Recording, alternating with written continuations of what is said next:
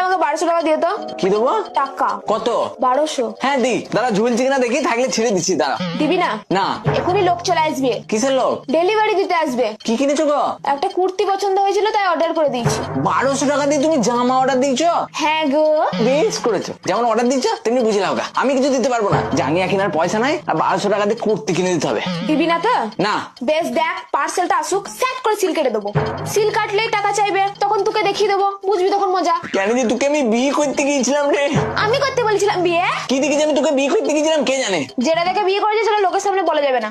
বিয়ে যখন করেই ফেলেছিস তখন আর কেঁদে লাভ নাই। দে 1200 টাকা দে, জিনিসটা নি। রসের চক্করে পড়ে করেছিলাম প্রেম করে বিয়ে, এই ভাবছি কত টাকা আমার উড়ে গেল কোন ভাগ দিয়ে।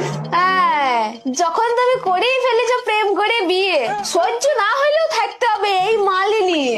আর যদি বেশি বাড়াবাড়ি করেছো তাহলে তুমি নিজেও বুঝতে পারবে না বাঁশ ঢুকে যাবে কোন ফাঁক দিয়ে।